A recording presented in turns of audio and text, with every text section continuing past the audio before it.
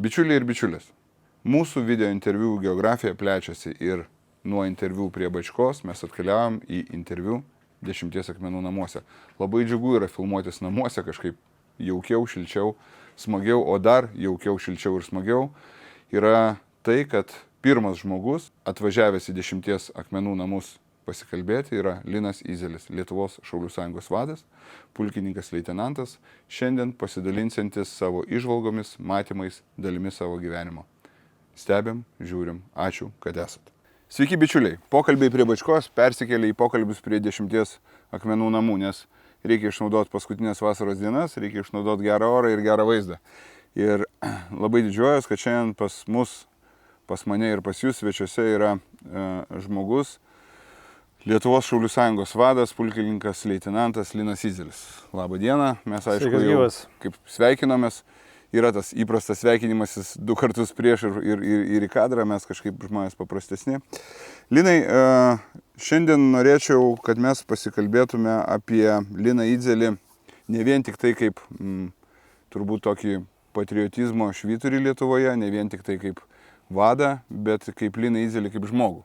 Iš esmės, kaip prasidėjo jūsų kelias, toks keistas, labai, tiksliau sakant, ne keistas, bet toks ganėtinai banalus žurnalistinis klausimas. Būdamas vaikas, aš labai mažai susidūriau su patriotizmo tema, su Lietuva, gimęs Sovietų sąjungoje, aišku, su mūsų išsivadavimo kovom. Aš praktiškai viso to negirdėjau, nemačiau, kai buvo pas tamstą gyvenime. Tai turbūt mes pradėjome tai panašių laikų, kaip Vilniuje mokaisi tokių sovietinių kvailysčių pripildytoje mokykloje. Kažkada tai metalavome, aš esu iš Vilniaus, iš Viršulų, senas metalas. Ir to nemesiu niekada gyvenime, nes man tai patinka. Tai čia kuri ta hebra, kur kapinėse sėdėjo? Jo, aš iš kapinių, iš Palenos. Iš kapinių, iš Palenos, ten dabar yra kapinės. Satanas, Maidenas. Jo, Satana, Maidenas, visi fikusai ir taip toliau. Tai, o kaip patį vadino? Ne, aš Izeliu visada buvau. Izeliu ir buvau. Tai. Nebuvo metalistinės pravardės? Metalistinė. Geležys. Buvo geležinis, tarp kitko. Dar gyvas geležinis buvo, sutinku, karts nuo karto. Buvo narkomanų čia pasidaręs, bet dabar žinau, kad viską užrišęs. Iš tikrųjų žmogus prisikėlė iš pelenų. Tai va, tai kokie 89 metai mes tai būdavo, kartais padėdavom kitiem rajonam pakovoti su urlaganais. Ką mes vadiname urlaganais, tai yra, kai tu Vilniuje galėjai už tai, kad lietuviškai išneki, gauti į snukį, o mes buvom su ilgais plaukais, tai paprastai jie mūsų nekentė ir mūsų norėjo jie pripjauti, primušti, pridaužyti tenais ir taip toliau. Ir jie, aišku, vienu metu jiems pasisekdavo, kitą kartą mums pasisekdavo. Kai biškai pasportavome, tada mums labiau pradėjo sektis, nes vis tiek yra jie rusakalbiai biškai daugiau kažkaip į sportą linkę. Pas juos būdavo būreliai boksas, imtynės. Pas mus ten tinklinės, ten plaukimas, stalo tenisas, tai yra kur nepadeda. Tikrai nepadeda laimėti gatvėje. Jo, bet po to nuėjome į profkę, palankėme boksą, truputėlį ten iš vakarė štangas pakilnodavom. Žiemą ypatingai, kai nebūdavo kur tenais eiti. Kaip šalta būdavo, žodžiu, Palenoje, tai sulysdavom į Rusius, biškį pakilnodavom štangutę, tada būdavo geriau. Čia savo rajone ar su Lazdynais? Ne, tai savo rajone. Savo rajone, Viršulose buvo, ten. Ir po to kažkaip tai ten jau apsitvarkėme po savo rajone, tai būdavo, mus ten pakviesdavo kažkur tai Šeškinę aptvarkyti, ten truputį naidavom, kokią baudžiamą akciją padarydavome. Tai Justiniškės naidavom į baudžiamą akciją, tai Pilaitė tada statėsi, tai ten kažkam padėdavom, Pašilaičiai jau ten statėsi, ten kažkam tai irgi padėdavom. Jūs suformavo tokius vieną pirmųjų kovinių Lietuvos laisvės kovotojų būrių. Jo, galima sakyti. Tuometinių. Taip, tai kad galėtum šnekėti kieme lietuviškai, ir tu galėtum ramiai praeiti į namus. Tai buvo toks mūsų galbūt pagrindinis dalykas, kuo mes užsiminėjome. Ir tada kažkaip taip nutiko, kad vieną dieną mes nuvažiavome į Sąjūdžio mitingą į Kalnų parką. 88? Nu, vat 88, 89, vat kažkurie tai tie vat metai ir tada Lietuva brangi, Marija, Marija, aš atsimenu, tada grįžome, pradėjome ieškoti Marija, Marija. Metalistai. Kur visą tai galima rasti visus tos žodžius? Ja. Paimenu po stiklu, stalas rašomasis po stiklu, Marija, Marija, man iš maldaknygės, vienas tremtinys, draugo tėvas, kuris buvo Sibirė gimęs, iš maldaknygės išplėšė, atsimenu, davė, tai tada buvom išmokę atmintinai, kad į kitą sąjūdžio mitingą galėtumėm nuvažiavę, būti pasiruošę ir nereikėtų žiopčioti arba ten kažkur tai kampė sėdėti, kad galėtume iš tikrųjų įsijausti. Ir Maironio Lietuva brangi, tai kai dainuodavo daugiatūkstantinė minė, iš tikrųjų pasišiaušia plaukai, oda visa pašiurpsta.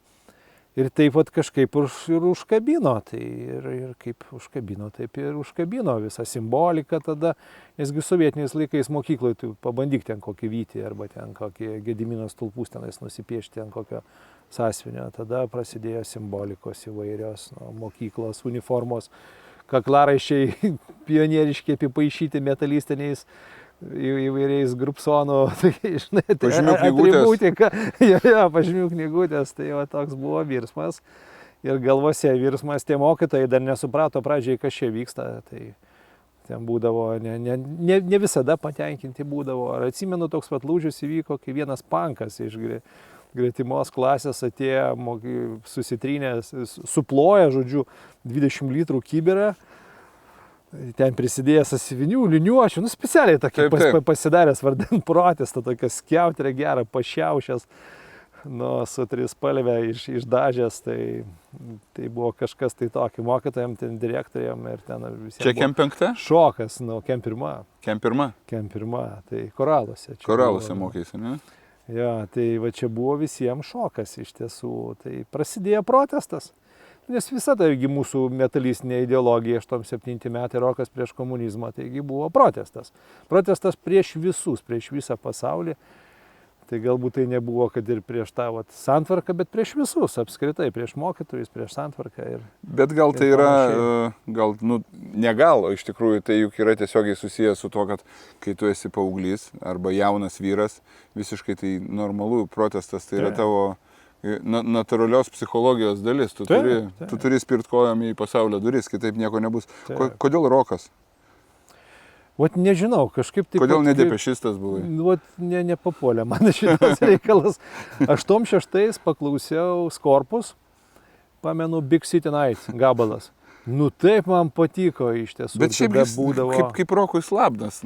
Tai čia pradžia buvo, taigi tu nuo smulkių dalykų pradedėjai prie didesnių. Tai tuo metu 86 metai iš tikrųjų, tai po to kokiais 88-ais, jau ten 9-ais, tai visokie atsirado slėriai, testamentai, nes nebuvo tų įrašų.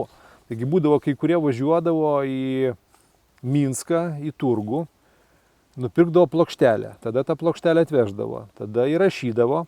Tada mes visi tą įrašą pasiplatindavome, tada jisai veža tą plokštelę, parduoda vėl Minske arba čia Antakalnio pabaigoje būdavo barachas vadinamasis.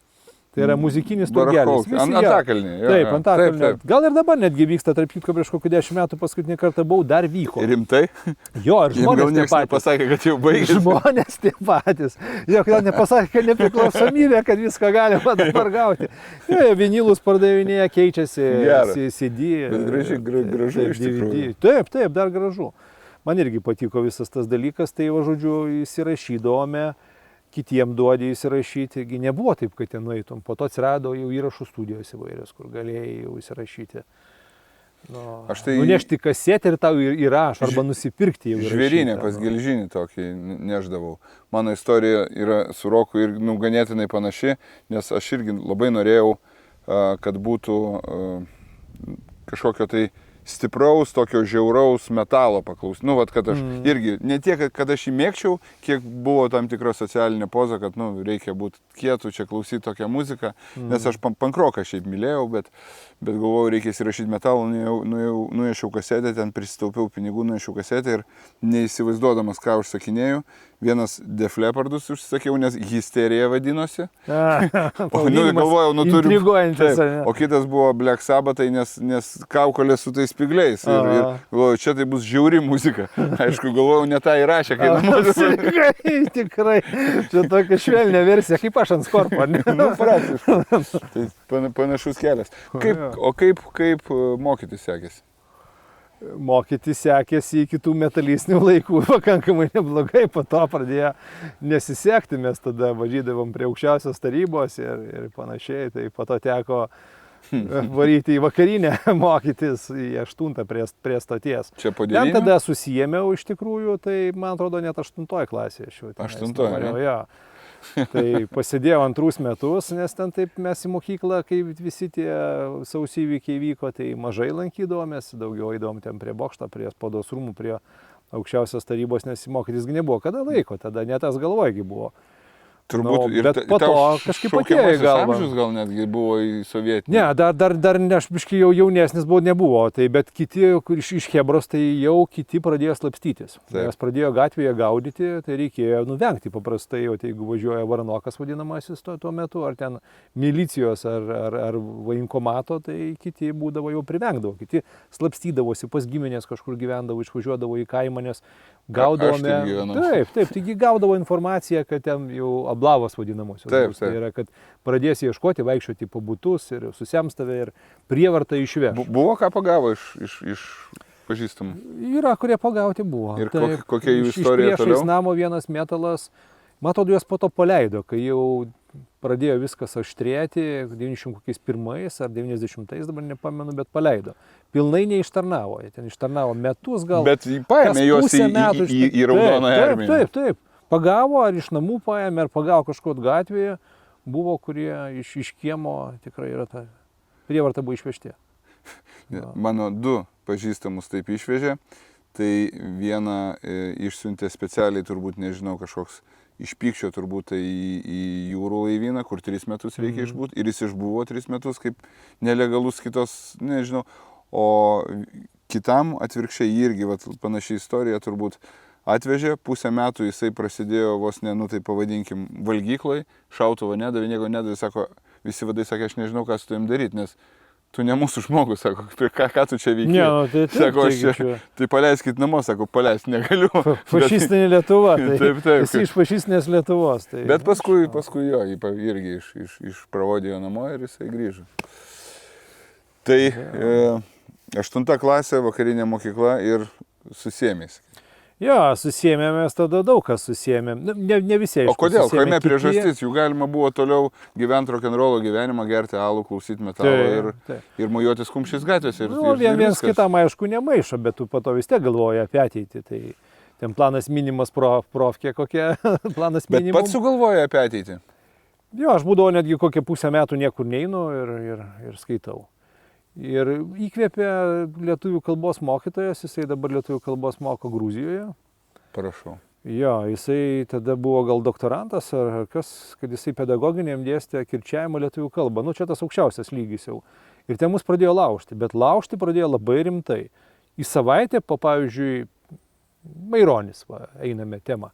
Maironis. Apie Maironį turi papasakoti, 5 eilėraščiai privalomi atmintina yra.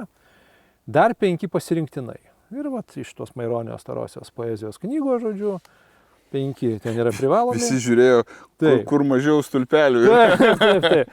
Tada ten Altorių šešėlis, Vincas Mykolaitis Putinas, ir tu turi jį perskaityti. Taip. Ten oro neprastumsi ir teko viską skaityti, bet tai užima laiko. Iš tikrųjų, užima laiko ir taip reikėjo truputį pasėdėti. Tai manau, kad buvau papuolęs į griežtesnį mokslą negu kad kiti mokykloje, nes vis tiek iš pedagoginė atėjęs dėstytojas užlaužė labai rimtai, bet jis su misalaus išgerdavo būdavo. Gal dėl to jis ir klausė? Tai turbūt ir papirko, kad ta sovietinė mokykla, tie sovietiniai matyti mokytojai vidurinėje, tokie buvo atšiaurūs ir buvo didžiulis tarpas tarp mokytojo ir... Taip. Mokiniai jis tave praktiškai prie tavęs neprieidavo, niekada su tam nepasišnekėdavo, o ten mes atsimenu važiavome čia kažkur tai prie Baldžio ežero, čia dabar kaip tik važiuodamas pas tai pravažiavau Mes sėdėjom, gėrėm alų, diskutavome apie lietuvybę, apie patriotizmą, tokiom temom. Galvoju, va čia tai dėstytojas, mokytojas, va čia tai žmogus. Nu. Tai va tokie pavyzdžiai ir įkvepia. Nu, ir po to visą tai lieka galvoj. Ir lieka ilgainiui. Ir kad stipriai išmokė lietuvių kalbos, rašybos, skyrybos, nes buvo diktantas, pamenu su draugeliu, nes jisai dar taip kirčiuojas tokia intonacija, rašom diktantą. Tai pirmas pažymys mano buvo -13. bet tas, tai, žinai, aš atsinešiau -13, žinai, viskas raudona. Žinai, juokėsi. Pasižiūri, žinai, nu dabar Sauliau sako, teik savo pasimk, tas pasiėmė -27. Tada aš. Tai ten būdavo už kiekvieną klaidą tau minus po vieną balą. Ar skyrybos, ar rašybos minus po 1 balą. Ir ką tu manai, mes 12 klasėje gavome 9, 10 jau. Tai kad viskas yra įmanoma, bet nu, drožė kaip obuolius būdavo. Diktantas, rašinys. Čia vakariniai mokykloje toks mokytojas buvo. Taip, taip. Tai labai retas atvejis, kad retas vakariniai atvejis, mokykloje... taip. Ten būdavo mokytojai, kur galėjai praslysti, tikrai praslysti. Nu, bet tadagi, kas nepriklausomybė, jau tada Lietuvos istorija. Vadovėlio, taigi nebuvo Lietuvos istorijos, normalaus, tikro Lietuvos istorijos. Ir mokytoja tremtinė tau diktuoja. Ir tu klausai kitą istoriją visiškai, negu kur tau buvo prieš tai šnekama. Tu gal kaip čia dabar taip įvyko, gal visai įdomu, reikia rašytis. Nu. Rašaisi, mokaisi, skaitai, tau įdomu, ieškai po to kažkokios kitos literatūros. Tada tremtiniai, kaliniai įvairiausiagi, nu, savo pradėjo leisti vieną kitą kažkokią tai publikaciją. Pradėjom ieškoti, dalintis, atsišviesti kažkokių tai konspektų tokių įdomesnių. Nu, nes tokių nebuvo istorijos vadovėlių įdomių. Nu, reikėjo kažkur iš pašalies gauti. Nu.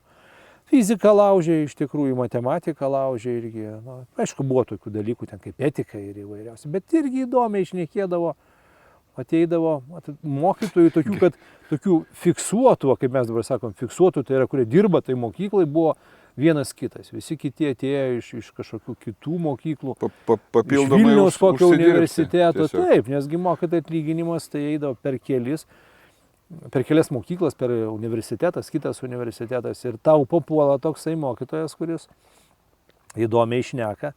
Aišku, buvo, kurie neįdomiai šnekėjo. Šiaip klausausi ir iš tikrųjų... Direktorė buvo rusų kalbos mokytoja. Ir ką tu galvoji, Tiučevas, Fetas, nu eini Tiučevą, Fetą, nu ir ką, eilėraščių vėl atmintinai.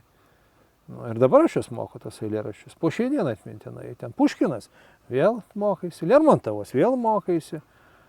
Ir taip, kad užlaužė pakankamai rimtai, vis tiek direktorius turėjau autoritetą. Sėdžiu, klausau kaip ne apie vakarinę mokyklą. Nu, jo, aš irgi taip galvojau, naisiu ten. Tai kiek aš girdėdavau. Pavoliosiu vieną daiktą, žodžiu, tenais. Už tai, kada ateinu, pasižiūriu, kad ten nieks kojų nepakratė, maždaug ten man parašo teigiamą pažymį ir taip maždaug prasiridėnsiu, bet taip nepavyko. Ten taip nepavyko prasiridėnti. Tie, kurie tai bandė, tai 8-9 klasė visi buvo išmesti. Tai iš mūsų tų, kurie atėjome, tai ten gal keliese ir baigėme tik tai. Visus išmetė. Išmetė tikrą tą žodžio prasme. Geras. Nu, gaudavo daug neigiamų pažymių ir būdavo pasakyti, labai gaila, kad išeinate, durys ten. Viso geriausio. 12 klasė. Į kiekvieno gyvenimą beldžias mintis, kas toliau. Aš jau buvau 3 metus buvęs karių savanorių. Jau buvau puskarininkiu. Tai gal tada sugrįšim 3 metus atgal. ir kaip nutiko, kad karių savanorių? Tai tvėrėsi Lietuvos kariuomenė. Taip visi patriotai kažkaip tai, nu, aišku, buvo, kurie geležinį vilką, man kažkaip kieme visi pradėjo eiti karių savanorius. Nu, taip pat nutiko, kad pas mus kieme buvo labai populiaru 91, 2, 3 metai eiti. Tai jūsų savanorių štabas praktiškai šalia kapinių tenai. Tai ten yra centrinis savanorių štabas, tai mes pradėjome Ševčenkos gatvėje. Ševčenkos gatvėje buvo Vilniaus rinktinė, tada jie perkelė į Olandų, kur Olandų žiedas, taip. Ten dabar jau mačiau viskas ten sugriauta, ten dar buvo vienu metu čia dar muziejus karinės technikos, po to iškėlė į Kauną, tai mes ten bazavomės. Ten vykdavo pratybos, paskaitos susirinkimo vieta bent jau, ten buvo mūsų ginklai, o pratybos tai amžinatilsį Zinkevičius buvo mūsų vadas, generolas Zinkevičius buvo mūsų vadas, ateidavo, nu ką realiai nori į pratybas. Tai įsivaizduojame, mes ateiname į Panevėžį į pratybas, pėsčiomis iki Panevėžio nueinam, ten kokį 10 dienų pratybos, kariaujame Širvintose, kariaujame Ukmergėj, miegame visur laukuose, po palapinsiaus, ten įsikasę įvairius blindažus ir taip toliau. Ateinam į Panevėžį, ten ateina su mumis pakariauti chebra su mediniais automatais. Nes ten pasitikėjimo nėra. Ten gal pamesi, žinai, o ten mus paleidžia su koviniais ginklais, su Eiti per Lietuvą praktiškai. Eiti per Lietuvą 10 dienų. Ten žygio vadas, ten, pavyzdžiui, koks ten Daugirdas, arba ten koks Pašvenskas, arba ten Knieta, kuriais buvo pilnas pasitikėjimas, o Jekštys buvo. Tai buvo jais pilnas pasitikėjimas, jis mumis tikėjo. Įsivaizduok, istorija tokia, sprogsta tiltas per Bražuolę. Mes švenčiame 93 metai. Taip. Švenčiame pas vieną gimtadienį 2 dieną. Nu, buvo tikrasis gimtadienis ir dar liko kažkas nesuvalgyta ar neišgerta ir mes ten vakarė sėdim, valgom, geriam. Ir Zinkevičius skambina visiems, žodžiu, jis tuo metu buvo leitnantas, dabar galvoju, ar vyr-leitnantas, gal ten skambina visiems, nei vieno nėra namuose. Tai mobilių telefono nebuvo ir po to, matyt, ar mano mama, ar kieno tenais tėvai pasakė, kad visi sėdi pas Gintarą Štutą, sako, švenčia 2 dieną gimtadienį jo. Nu, jis paskambina, mūsų ten gal 15. Aišku, jau biškai iššovė, taip, mažumėlė, skambinas sako, tėviniai pavojus, reikia greitai visus dabar Vilniaus apskrityje objektus greitai pradėti saugoti. Ir taip nutiko, kad mes ten tą staltiesę visą į krepšius, bet ten kas buvo nesuvalgyta, susikrovėm, nes reikės valgyti, mes nežinomgi, išvažiuojam į operaciją, saugoti kažkokių objektų, vėl nežino kurgi. Atvažiuojam į Olandų gatvę, ten jūs ten, tai man papuolė viedukas per geležinkelį kažkur prie Naujos Vilnios. Atsimenu, kad ten žiūrėdom į apačių, ten Vilnelė teka, niekad nebuvę tai vietai, vėl nežino, kažkur atvežė, patamsės. Tai buvo pilnas pasitikėjimas ir jeigu reikėdavo kažką tai skubiai daryti arba būdavo kažkokios tai rimtos pratybos, atsimenu, kaip mokiau generolas Zinkevičius, sakau, tuo metu nežinau, ko jis ten dar buvo jaunas irgi žmogus, tai skambina, aš ten buvau būrio vado pavaduotojas, sako, man tavo chebros reikės vienose pratybose. Sakau, tose pratybose tą savaitgalį mes nedalyvausim. Todėl, kad kips padlėšikai, karšiukai Elektrėnų mariose tuo metu, ir mes į pratybas neteisim, žodžiu. Sako, nu kaip tu čia dabargi, tipo, pratybos svarbiau, sako, žiūrėk, mes susitarę esam seniausiai, kad važiuosim Elektrėnų marės padlėšikų gaudyti. Nu, taip ir, kaip pasakiau, taip ir padarėme, į pratybos niekas netėjo, nes visi važiavo padlėšikų gaudyti. Skambina jisai po tą sekmadienį vakare žmogus, tokių balsų jau paplonintų liežuvų visiškai, matyt, buvo pakalęs su mėsos daužimo plaktuku tokį. Linai, klausyk, sako, čia taip, kaip pasakėjai, taip ir nutiko, niekas nesusirinko į pratybą, sako, taip pakartojom tas pačias pratybas kitą savaitgalį. Pasižiūrėjau, o kitą savaitgalį niekas nesuplanuoto, gerai, viskas bus pratybos. Čiuk viskas atėjom, pasiėmėm, apsiginklavom, ėjom į Raudondvarį, tada iš Rusų, tarp kitko dabar, rytoj bus Rusų kariuomenės išvedimo diena. Tai aš kaip tik budėjau, buvau vyresniuoju ir paspaudė podpolkovnik Samsonov ranką. Man sako, vsio. Kurioje čia vietoje? Raudondvarį, kur tu dabar kažką tai judi. Taip. Tai o tenais, praleidžiamajam punktui, atsimenu, paskutinė bačka įsivežė kūro, nes ten buvo raketinė bazė, įsivežė savo kūrą, paspaudė ranką, viskas. Tai mes užsiminėjome tokiais dalykais ir reikėdavo ir pasaugoti, reikėdavo ir pakariauti, kažkur tai kažką padaryti. Tai... Ką tu galvoji, kai Raudonoji armija atsitraukė iš mūsų? Kokios mintis buvo galvoji? Viskas? Pavojus praėjo? Ne, nebuvo to.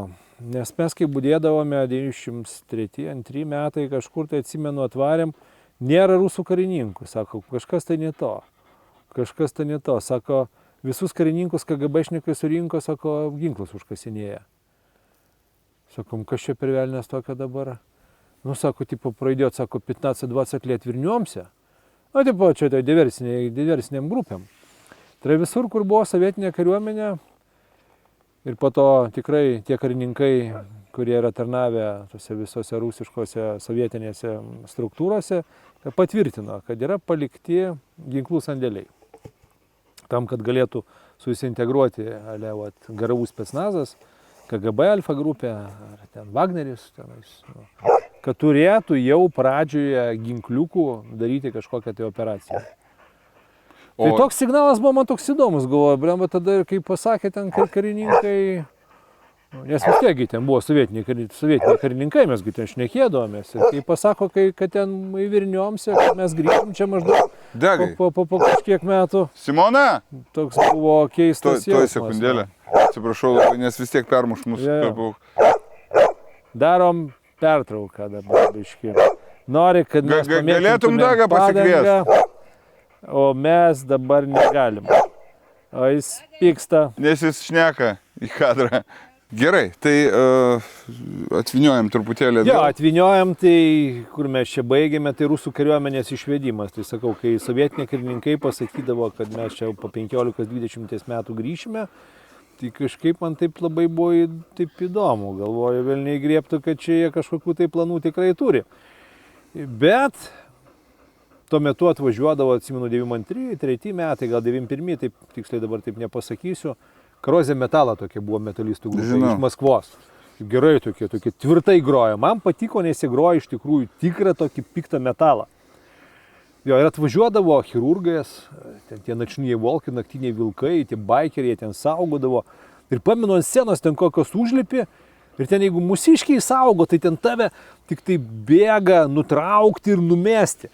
O ten tokie prisikočioja baikeriai, tokie, žinai, taip tave paima ir taip švelniai, kad tu nesusižalotum, ten nenukristum kažkaip skaudžiai, taip atsakingai reaguodavo. Ir baigdavosi tie koncertai, tengi visi eidavo gerti alaus, šnapso. Ir visi džiaugiasi, kad subirėjo ta netikra kažkokia tai sukurta, bjauri kažkokia tai Sovietų sąjunga. Visi labai džiaugiasi. Ir jie džiaugiasi lygiai taip pat. Jie buvo mūsų draugai. Milijoniniai mitingai buvo už Lietuvos nepriklausomybės, už leidimą Lietuvai išeiti. Buvo palaikymas ir pamenu, kai buvo ten interviu, kai barikadas Maskvoje statė, sako, o mes iš Vilniaus viską išmokome, reiškias, mes įkvėpėm, inspiravome juos. Ir taip tarsi iki kokio 97 metų turbūtgi taip labai matėsi, kad taip judama demokratiniu keliu. Bet tavo pasakojimas apie užkasamus ginklus buvo iki 97 metų. Jo, beje, man... Čia 92-3 metai. Ir man čia yra 92-3 metai. Tai ar kas nors žino, kur jie dar vis užkasti? Yra dar? Kaip manai, yra tai užkastų? Manau, kad taip. Turėtų būti užkastų. Kaip ir buvo 44 metais užkasti vokiečių ginklai ir po to mūsų partizanam Abvero mokyklai buvo Kaliningrade, Königsberge padalinti žemėlapiai. Taip ir rusai. Čia yra ta pati, čia yra vadinasi Verwolf taktika. Tai yra Verwolf taktika, tai yra pasilikusiom užnugarį arba užnugario diversinėms grupėms vykdyti kažkokių tų objektų užpuolimus ten ir taip toliau. Tai ten yra ginklai, sprogmenys, ten ir visokie tokie šaudmenys. Juodai archeologijai turbūt šiais laikais sudėtingiau yra. Tokia, gali surasti čia. Gali būti surūdyje. Be abejonės visi šitie dalykai. Bet šiaip, rusiškas tas užkasimo būdas, jeigu mes dabar tą vakarietišką užkasimo būdą mokomės, taip. Ne, tai mes kokią knygą naudojame? 1984 metų amerikiečių Special Forces caching technika. Ne, tai yra slaptavečių rengimo technika. Ten, kur yra formuliarai 12 punktų, ten, kur, žodžiu, kaip ten visą tai reikia išardyti, ginklus, kaip ten prieš tai paruošti, kaip viską reikia suvinioti ir panašiai. Panaši metodika yra ir rusiška. Tik aišku, tuo metu nebuvo ten visokių PVC vamzdžių, įvairiausių statinių ir taip toliau. Ten paprasčiausias metalinis vamzdis, solidolas, išardyta, suviniota į sviestinį popierių, sutepta, čiuk, vamzdis užkemšamas ir užkasama tokiais būdais, tais vamzdžiais. Ir kaip randama yra tų slaptavečių nuo Antro pasaulinio karo, tai čia yra sovietinė šaudmenys, pistoletai. Grinai tokiai veiklai vykdyti. Tokiem mažiem padaliniam, kuris išsikasa mažas padalinys susiintegravęs, ar dugnų upės atėjęs, ar išmestas parašutų, ar sieną nelegaliai kirtęs, kad galėtų ar atvažiavę šiaip legaliai, turistai, nu, kažką tai tokio padaryti. Kaip ir Ukrainoje, tai iš kur atsirado 24 dieną šturmo grupės Kijeve. Ir nemažai. Ir nemažai. Tai vieni dirbo taksistais, ten kiti susiintegravę. Nu, Manai, pas mus tas pats? Ir šturmavo specpajėgų vadavietė Garų specnazas su Wagnerio hebrytė kartu susijungė. Tai jie kažkokiu būdu papuolė. Išdygo, ne, Kijeve. Taip, nepastebėtai atsirado ginkluoti žmonės. Nu. Kaip manai, pas mus irgi gyvena tarp mūsų? Taip, bus jau pasenę jau tie, kurie palikti. Tai jeigu, sakykime, jie tuo metu buvo, žiūrėk, kiek praėjo, tai 30 su trupučiu metų. Tai ir tie visi sandėliai, jeigu kažkur tai buvo ten kokia siena pramūryta ar kažkas tai sutepto palikta, ir jeigu užkasta jau tikimybė yra, arba ten kokia pasiklausimo įranga, kad visa tai paseno ir žmonės tie patys, kurie, pavyzdžiui, Garų pulke tarnavo, pavyzdžiui, Kaune. Ne, tai jie gerai likę visi tie žmonės. Nu, su tam tikrų geresnių parengimų negu kad kiti buvo, bet jie yra seniai jau šiuo metu. Jeigu jie liko ten 30 kelių metų, pridėk dar dabar 30 kokių, paleis 70 metų. Nu, aišku, dar jisai šį beitą gali nuveikti. Jisai duok jam ten kokį automatą, jisai, manau, kad jeigu gerai sportavo, treniravosi, gali visai dar neblogai pasirodyti. Bet kokių 10 metų bėgyje, manau, kad jau jie nebekels pavojaus. Dabar taip irgi, nu, minimaliai. Bet visi, aišku, žinome, kad jie yra mentaliai tikrai ne su mumis. Tikrai ne su mumis visi šitie žmonės. Galvoju, dideliai valstybė yra, tokia kaip Ukraina, buvo sudėtinga susekti tą migraciją iš Rusijos, ne, kur jauni stiprus vyrai atvažiuodavo dirbti statybininkais, taksistais, siusti, sakykime, spec tarnybų ar dar kažko, bet pas mus šalyje tai turėtų būti matoma, nes jeigu būtų ruošiama diversinė plati veikla arba invazija arba kažkoks tai pučas vadinamasis ar dar kažkas panašaus, greičiausiai vėlgi mes matytume kelis metus tendencingai didėjantį jaunų vyrų atkeliavimą į šalį ir bandymas integruoti į visuomenę. Bet čia turbūt jau aš nežinau, ar tu buvai dabar Vilniuje čia kažkur tai išėjęs į kokią kavinę pasėdėjęs. Aš Akropolį negirdėjau lietuviškai kalbant. Tai aš prie ko lenkiu, kad yra dabar Vilniuje turbūt baisiau negu 90 metais. Nes ar tai yra ukrainiečiai, ar rusai, ar baltarusai, visi jie kalba rusiškai. Ir visi priėjus paklausti, kas jie tokie, jie sako, kad jie ukrainiečiai. Jo, tai tie 10 000 žmonių, tai jų tarpe visokių be abejonės žmonių gali būti. Vieni gali būti apsišvietę, kiti gali būti neapsišvietę. Aišku, tarnybos tai be abejonės visą tai stebi, žiūri, bet pajėgumą reikia, tu susek 100 su viršum tūkstančių, pavyzdžiui, žmonių, tu negali patikrinti kiekvieno. Kitigi specnazo kareiviai taigi neatrodo kaip mes. Kad ten plikas su žetonais, susiintegravęs jisai čia štangą kilnoja ir panašiai. Taigi taip nebūna. Tai bus pilvotas, barzdotas, aitišniuką apsimetęs, kitas ten statybose dirbs, kitas taksistų dirbs. Tai čiagi yra profesionalai, tai nereikia ten jų nuvertinti. Aš tai jų tikrai nenuvertinu.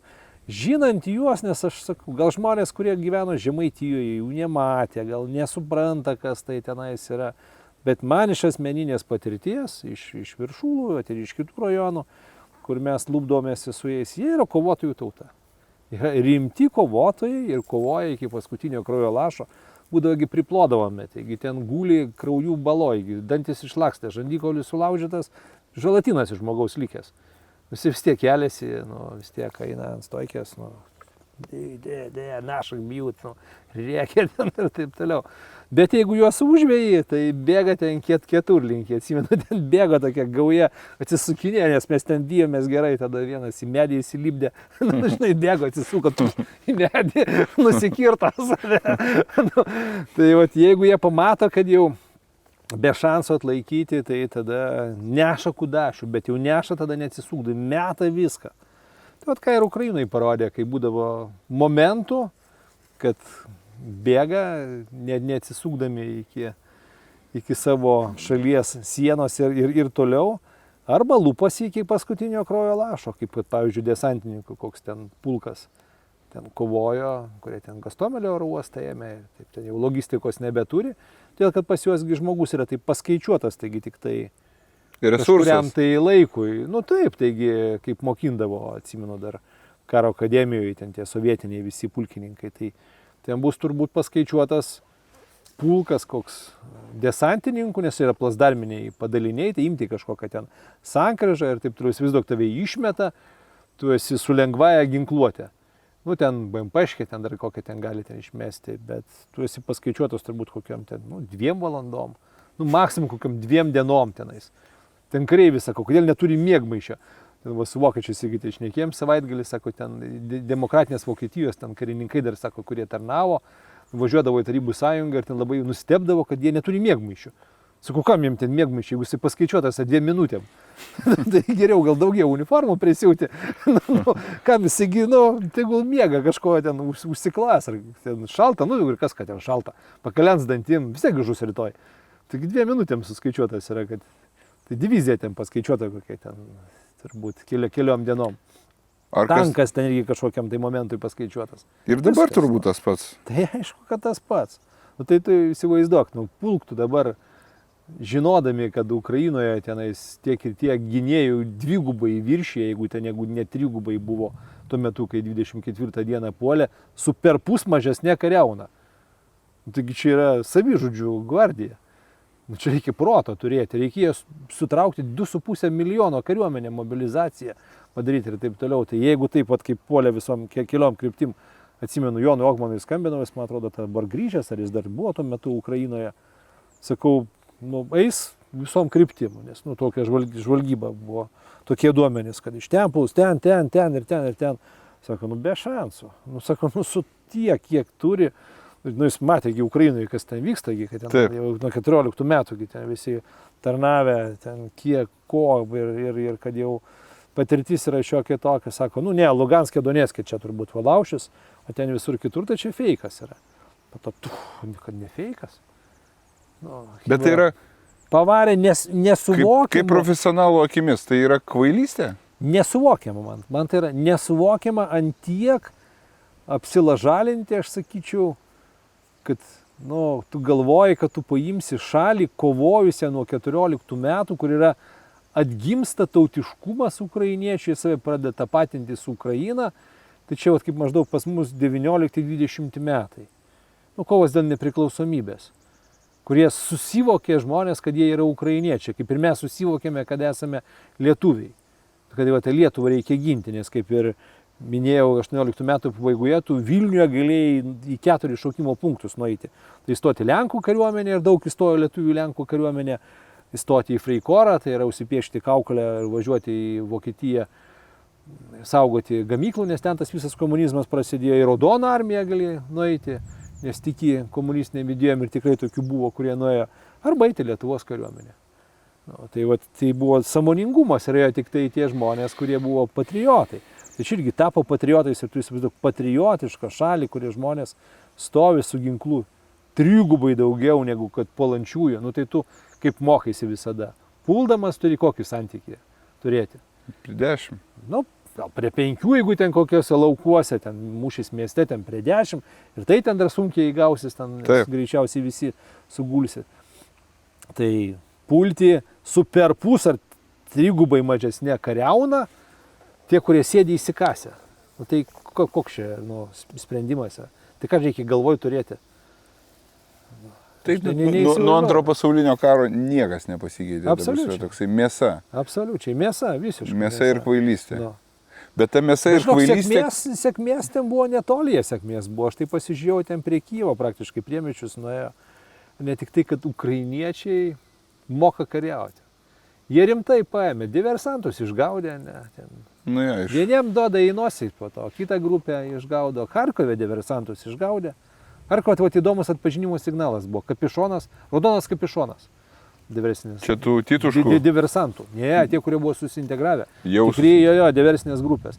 Bet ten įvairios buvo, pavyzdžiui, ten Kijeve diversinė grupė buvo užduotis iššaudyti ukrainiečius, kurie su stingeriais bandys numušti besileidžiančius sraigtasparnius. Nes taigi ant stogų buvo planuota leistis ant stogų. Ir nusileido kai kur.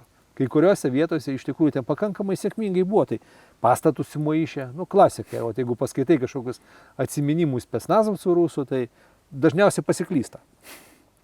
Bet labai netoli buvo ten tos sėkmės. Pavyzdžiui, specpajėgų vadavietė šturmavo ir sudaužė. Garvų specnazas su Wagneriu. Tai buvo pakankamai visai sėkmingų operacijų. Bet kadangi ukrainiečiai mokėjo kariauti, turi tą pačią mokyklą, pakankamai gerai pasirodė. Mes turim lietų ant savo galvos. Kadangi laukia prasidėjo krapnojimas lietaus, jo technika yra brangi ir pati brangiausia turbūt, ir pati aukščiausios kokybės, kaip ten sako, daugiausiai šviesų ir vaizdo turinti, tai persikėlėm į šiek tiek po stogu ir tęsėm mūsų diskusiją. Tai pats buvai iš tų žmonių, kurie tikėjo, kad rusai puls Ukrainą, ar kurie netikėjai? Ne, tai ten jau spalio mėnesį buvo konstatuota, tai žvalgyba buvo pranešusi, kad čia tikrai laiko klausimas. Taigi įsiskleidė ligoninės, karo ligoninės, ne šiaip kažkokios, tai kraujo plazmą pradėjo vežti. Jau buvo pasakyta, kad puls ar ten už mėnesį, ar už 2 savaičių, ar už 2 valandų, tai yra laukia įsakymo. Tai ten jau nereikėjo netikėti, ten jau viskas buvo kaip ir aišku jau. Bet vis tiek visuomenėje ir pasaulinėje visuomenėje, ir toje pačioje net Ukrainoje, ir toje pačioje Lietuvoje, ir toje pačioje Rusijoje buvo begalė žmonių, kurie sakė, kad ne, čia nesąmonė, taip negali būti, 21 amžiuje taip karai nebevyksta, taip nebekariaujama. Ar tai buvo strateginis manevras, ar tai buvo žmonių noras tiesiog užsimerkti prieš realybę? Visi nori tikėti. Aš galvoju, tai išlindo tos paralelinio pasaulio, galbūt jų, kur jie tenai savo tai propagandui nusinuodiję. To paralelinio pasaulio bumerangas, toksai, kai žinai, apsisuko tas bumerangas ir visas tas melas užploja patiem per užpakalį. Kada ėjo per 3 dienas paimti, su tokiu įsitikinimu ir po to, kad buvo sudeginti, sudaužyti, tai jie tikrai to nesitikėjo. Kaip manai, kokia dabar yra pasaulyje situacija, o labiausiai turbūt mūsų visus čia, visus besiklausančius mūsų pokalbio ir mūsų turbūt irgi labiausiai jaudina, kaip yra su Lietuva ir kokioje mes esam situacijoje. Dabar labai daug šaltinių, labai daug matymų, čia grįžta Wagneris į Baltarusiją, prasideda kažkokie, tai mane, aišku, biškai erzina žurnalistų tas toksai manipuliacija antraštėmis ir kartais atrodo, kad vyksta specialus visuomenės gąsdinimas, vardan klikbaitų turbūt, kad ar tai yra gąsdinimas, ar tai yra teisybė, pat Jonas, pavyzdžiui, tas pats Jonas, jisai mėgsta labai pabrėžti, aš suprantu jo norą, kad niekas neatsipalaiduotų, tai aš pritariu 100% ir viskas yra taip, bet tavo akimis žvelgiant, ar įmanoma, pavyzdžiui, dabar Rusijos invazija į Lietuvą, jai taip nukraujavus Ukrainai ir įsivėlus į tokį karą, kokiame jinai yra? Aš irgi pritariu, kad yra dabar klikbaitinė žiniasklaida ir tos antraštės tikrai žmonės gąsdina. Žmonės yra iš tiesų pavargę jau, o kad ten yra tos antraštės ir ką Jonas tenais mini, tai kad neatsipalaiduotų ir kad vis aukotų. Tai mes turime aukoti, nes reikia suvokti, kad šiuo metu vyksta karas Europoje. Tai yra Rusija kariauja su Ukraina ir visas civilizuotas pasaulis padeda. Ne tik tai mes padedame, visi padeda nuo Amerikos, Australijos, netgi kurie nėra NATO nariai, mes sakome sąjungininkai ir draugai, visi padeda tam, kad ta šalis, ką Jonas teisingai sako, nepralaimėtų. Nes jeigu pralaimės, ką tai reiškia, kad kur nueis ta Rusijos kariuomenė, kurie bus laimėjusi, dar įtraukusi Ukrainos kariuomenės likučius prievartą į savo kariuomenę, nes neturėsi kur dėtis, kur jinai pasuks.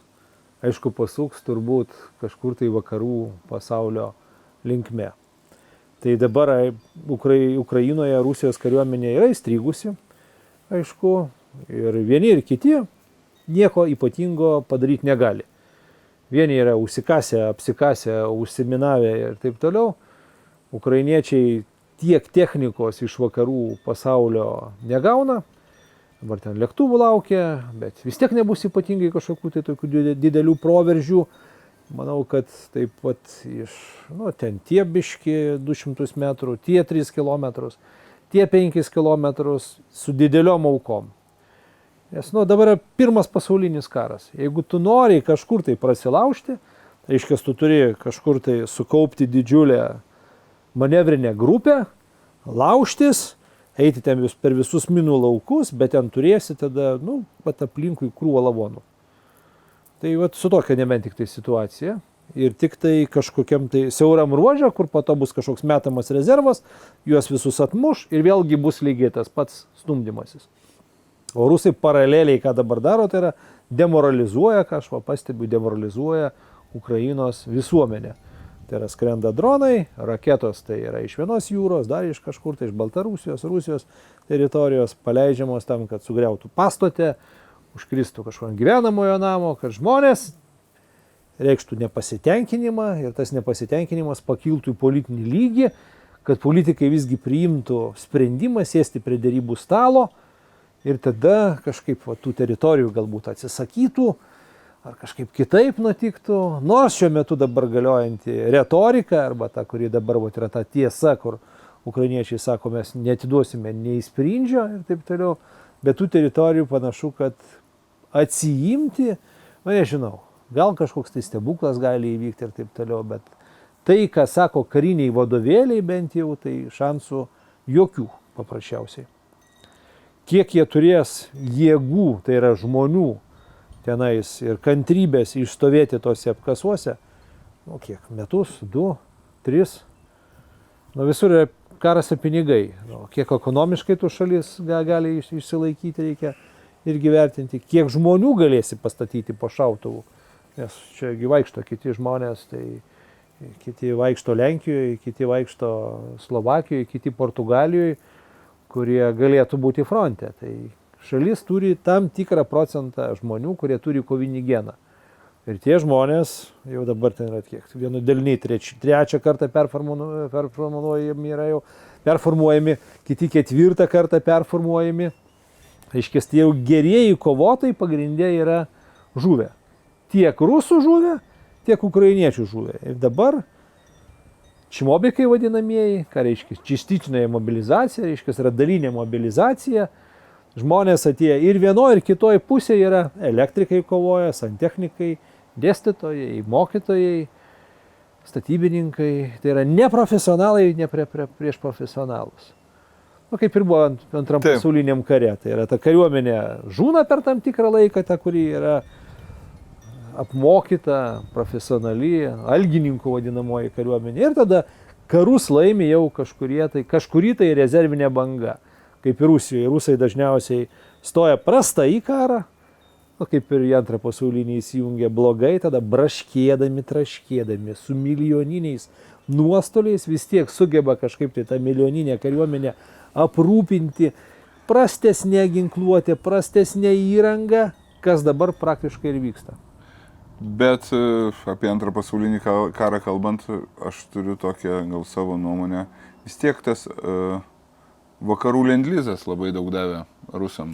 Davė. Jeigu jie būtų nebuvę... Jie netgi sugebėjo to lendlizo dalį Britam paskolinti, kurį Afrikoje kariavo su Riomeriu.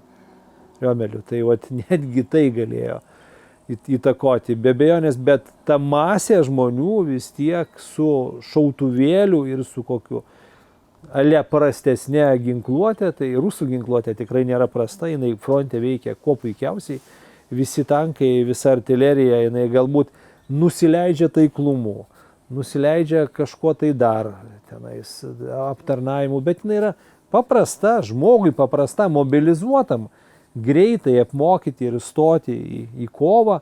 Kalašnikovas ir kulkosvaidis Kalašnikovo, kažkoks tai ten taiklaus šaulio šautuvas yra paprasti, greitai su jo išmoksti, jisai nesikerta, net ten koksai BMP-2 valdomas yra paprastai, ten mažai ten visokių ten gadgetų pridėta. Tai paprastam žmogui, atėjusiam statybininkui, statė čia kažkur tai namą, atėjo greitai apmokė. Viskas, važiuoja į frontą, tai yra pas tas vakarų ginkluotė yra sudėtinga. Vakarų ginkluotė operuoti reikia profesionalų. Jinai yra kaprizinga, daug įvairiausių spiroklyčių ir taip toliau. Rusų ginkluotė yra paruošta totaliniam karui.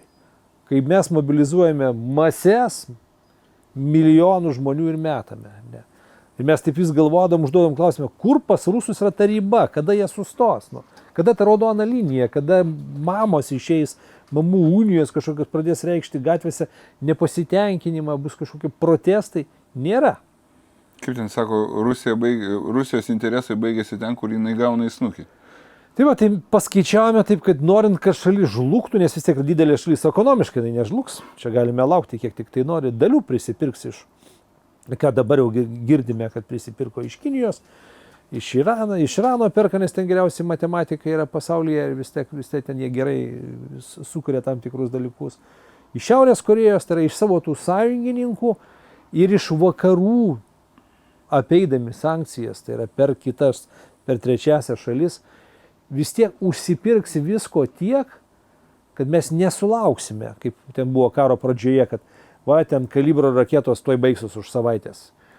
Ten po to tos raketos ten baigsis už 2 savaičių. Nesulauksime, kai jos baigsis, vis tiek jas gamins, dronus kažkur tai institutai patys pradės gamintis ir ten bus įvairiausių pasaulio šalių dalis ir daužys kiekvieną dieną.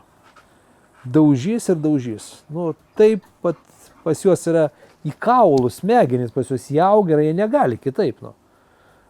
Tai viso šito pasaulio akivaizdoje, jau po truputėlį einant į pabaigą, ką mes turim daryti? Aš nediskutuokim čia laimės, nelaimės, tokia apie nieką būtų ta šneka. Šnekėkim apie tai čia ir dabar. Mes esam čia ir dabar ir nežinant pabaigos, nežinant, kas mūsų laukia rytoj.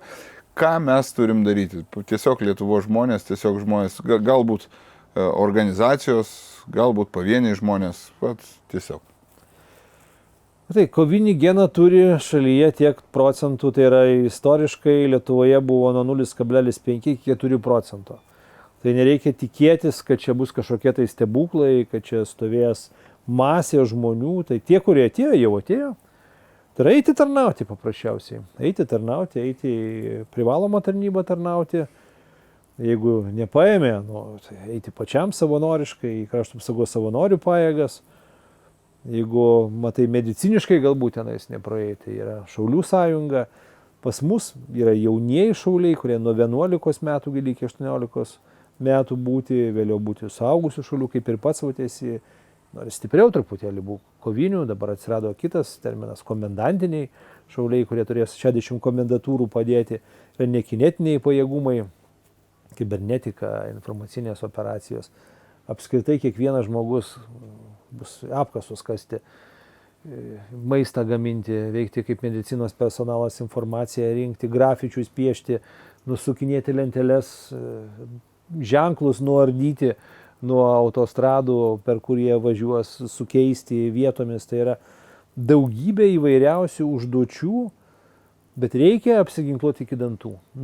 Turint tokius kaimynus, mes gyvename šalia ugnikalnio ir mes nepakeisim savo, neišsikasime šalies, neišvešime, ten tokių buvo minčių kažkada, tai kad ten galime perkraustyti Lietuvą į kažkur. Tai Madagaskarą. Bet žodžiu, to nepavyks padaryti, niekas mums to ploto tokio tenais neskirs ir mes turbūt patys ypatingai nenorime, tai belieka vienas variantas - turėti sąjungininkų, esame NATO nariai, reiškia, turime labai labai daug sąjungininkų ir dar yra vakarų pasaulyje draugų, kurie nėra NATO nariai, bet kaip Japonija, kaip yra Naujoji Zelandija, Australija, kurie irgi lygiai taip pat prisideda ir dabar ir ukrainiečiams padeda ir priemonės veža, tie tiekia, tai būnant vis tiek globalaus pasaulio nariais, bet reikia suvokti, kad patys irgi turime prisidėti, nes aš vis cituoju generolą Clarką, kuris buvo kažkada tai vyriausias sąjungininkų pajėgų vadas Europoje, kad būnant NATO nariais, tai čia yra ir kraujo, yra ir pinigų sąjunga. Čia nėra taip, kad čia ateikite, pakariaukite už mus, tai kariausim ir patys, tada ateis sąjungininkai, duos priemonių, pasidalins tomis priemonėmis, kaip ir dabar su ukrainiečiais dalinasi, o jeigu turi atliekamų pinigų, tai nebūtinai, aišku, čia kažkokiu tai lentelę, gali nusipirkti šovinių. Aš visą sakau, turi biškai atliekamų pinigų, nusipirkti šovinių. Klausau tamstą, vykdau tamstą. Globalumas, vis tiek, aš aš viduje, širdyje kažkaip visą laiką istoriškai, kaip bebūtų šviesa vis tiek, anksčiau ir vėliau yra pirmaujančioje pozicijoje prieš tamsą. Niekada nenugalė iki galo, turbūt ne viena pusė, bet šviesa visą laiką ištempia ir manau, kad ta bendrystė, kurią rodo pasaulis, šiuo metu palaikydamas Ukrainą arba, akivaizdu, kai visi yra vienoj pusėje, išskyrus vieną šalį. Tai ta šviesa, jinai išlaikys, kažkaip išlaikys. Norisi tikėti, bet jeigu reikės, aš manau, kad tas nuo 0,5 iki 4%, o dar kažkaip tai, aš vis tik tai dalyvauju sausio įvykiuose, sąjūdžio visi tie dalykai, pandemijos dalykai ir dar tų didžiųjų kataklizmų akivaizdoje, mūsų tauta, mūsų žmonės, mūsų šalis, jinai labai gerai mobilizuojasi. Aš tikiu, kad daugiau bus žmonių, ateis, darys darbus ir mes laikysimės, kaip bebūtų laikysimės ir tos bendrystės pagalba gebėtume čia iš tikrųjų nepridaryti gėdos savo protėviam. Tai noriu padėkoti, Linai, už tai, kad atvažiavai, pabuvai, pasisvečiavai. Noriu padėkoti jums už tai, kad išklausėt, pamatėt, pažiūrėjot, esat kartu. Ir Dagas dėkoja. Ir susitiksim sekančiose interviu. Ačiū labai, kad esat, mylėkit Lietuvą, mokykitės, darykit viską, kad tobulinti save ir esant reikalui, tai panaudoti savo tėvynės labui. Ačiū. Mes Lietuva, kiek padarysim, tiek Lietuvos ir bus.